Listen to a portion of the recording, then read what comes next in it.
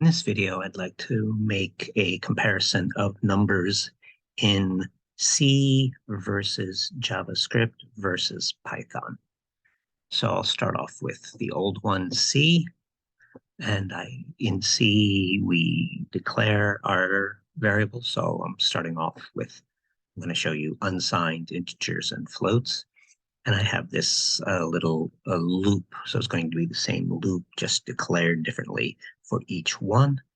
And so I have two variables, current and previous, and I start off current at 1, then I make previous equal to current, and then I multiply previous, which is now equal to current, by 2. So I'm just going to sort of get the powers of 2, start at 1, and then get 2, 4, what have you, and printing them out.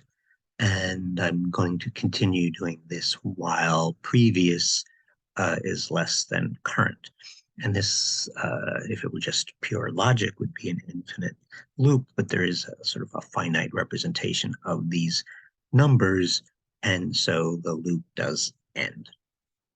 So unsigned means the numbers are all positive, and I'm going to run it. And here's the output, the powers of 2, 2, 4, 8, 16, etc.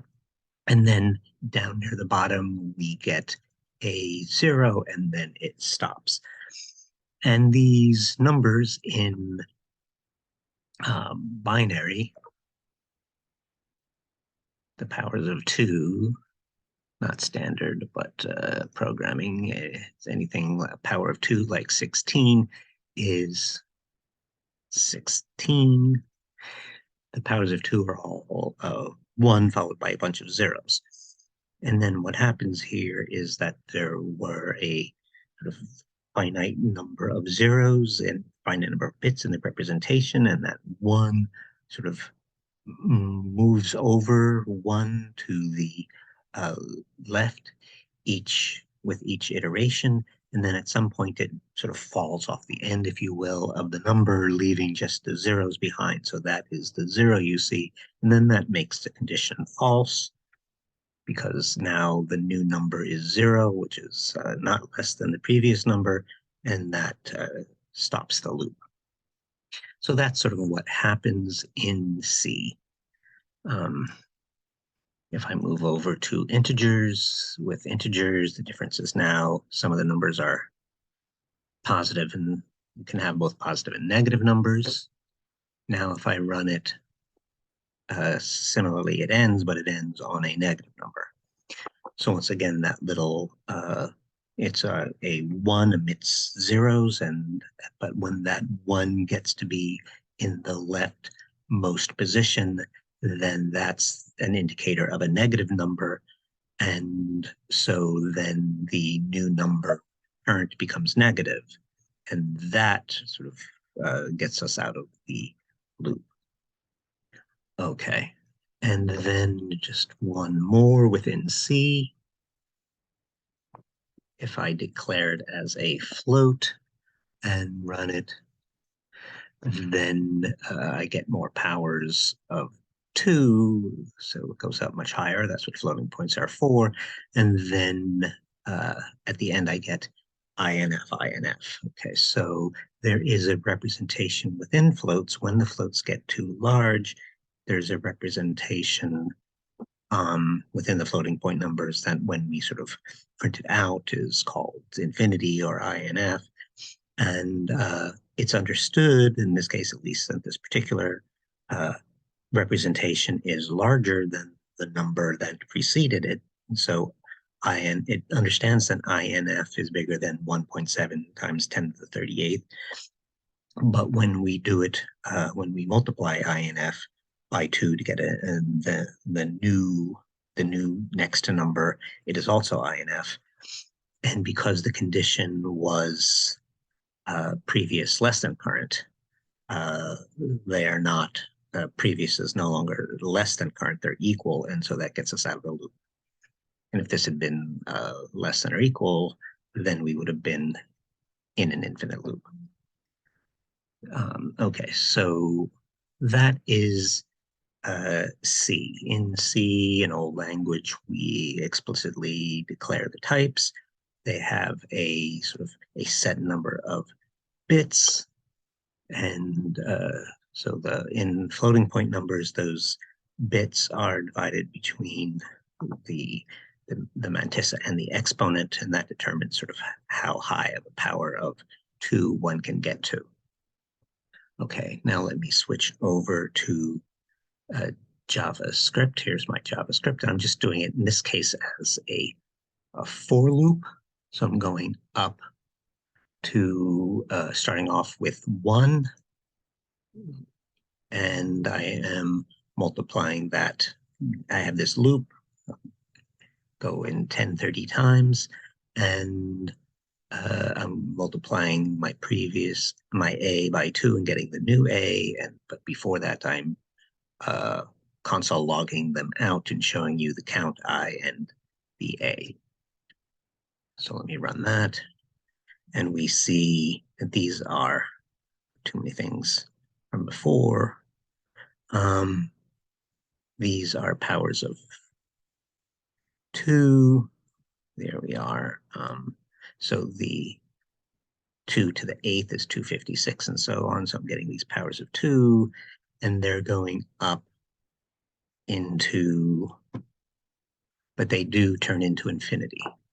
So in JavaScript, we can declare the variable with a var or a let, and but we're not distinguishing between integers and floats. It's mostly just a number type, and it happens to be, I guess, what we would call back in C a double. It's going higher. This is going up 1023. That suggests, again, that you have both positive powers and negative powers. So that suggests that there are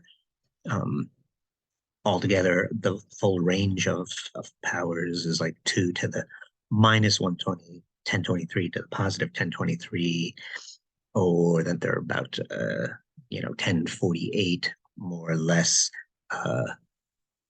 2048 possibilities, and that suggests that we're using 11 bits for the exponent. And if you look up double precision, that is indeed what they do. So in JavaScript, the numbers are doubles. So it's dynamically typed. It picks up the type based on what's assigned to it, and but I start off with but it makes no distinction. And we'll see then that while Python is dynamically typed, that's what's coming next. It will distinguish between integers and floats or doubles, but that JavaScript does not. So if when we move over to Python, when it would be dynamically typed, would be dynamically typed as an integer, and then it would tend to stay integer and do integer things. Whereas here, it's in JavaScript, it's typed as a number, and number happens to just be double. You can do things in JavaScript, say with the method parse int, and sort of treat things integer-like, but sort of behind the scenes, that's sort of not what they are.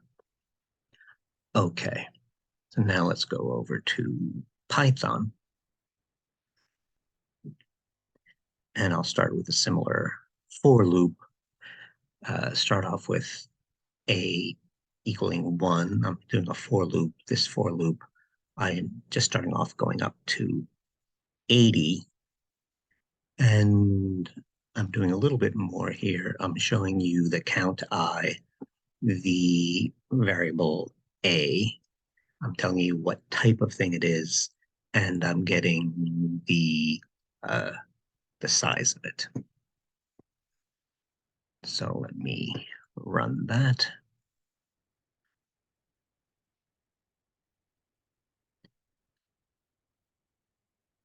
So here I'm in my Python and running my Python.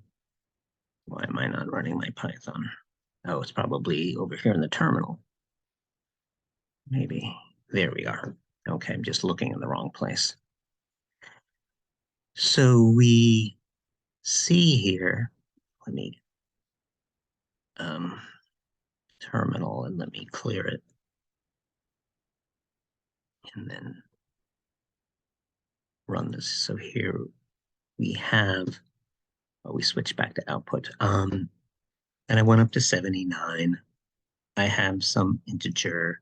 It's of the class integer, and I'm using 36 bytes. So one thing here is that for the low numbers,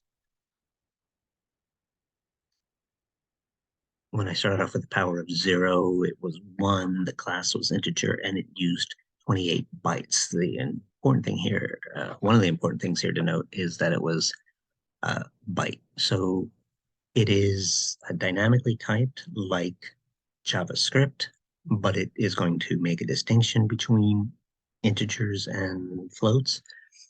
And but also here it is not a primitive. The number is not a primitive type. Integer is a class, and so it's using. There's much more to it than just the value of the number itself. So we're using 28 bytes, not 28 bits, but 28 bytes. And then at certain stages, as the number gets larger, so it's 28 bytes, 28 bytes, 28 bytes, but then somewhere along the way, it jumps up to 32. And then somewhere along the way, it jumped up to 36. In fact, I had run a program like the C program that we started with as just sort of a while loop, expecting it to end, and it, at least while, well, that's sort of for the half a minute while I sat there and watched it, it did not end. Um, so one thing is that the integers are a class, and they also have a sort of like a certain amount of extensibility built in. So then when that's float, that's a different output. But here is the int output, and it changed from 28 to 32 to 36. So there's a certain extensibility built in so that when the number gets large, the class can sort of make more room and represent the larger number. Okay. And so I'm going to run effectively the same logic. I'm going to go have a bigger for loop. But I'm going to start with a of 1.0. So I'm going to take out my comment. Maybe I'll put my comment in up here.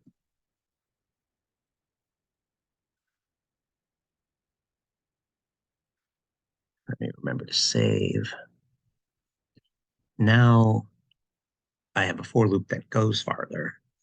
And the A started at 1.0. So adding, it's dynamically typed, so putting in 1.0 rather than 1 will sort of indicate that I want a float rather than an int, and Python is making that distinction. I'm going to spit out the type and how big it is.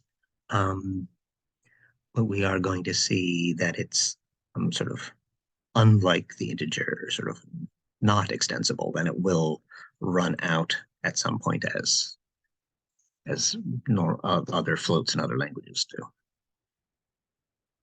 So here is the output of that, and we're running down.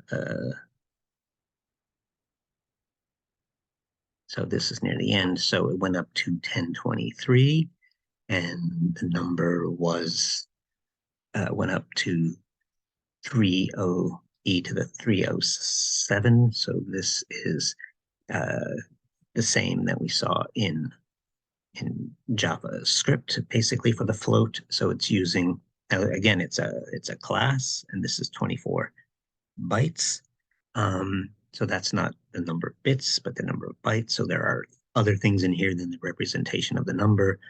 But the part of the class that is being used to represent the number corresponds to what is a double. They're calling it a float, but it's what I would call a double, and it uh, is using those 11 bits for the exponent, and then again has this idea of uh, the infinity, the INF representation.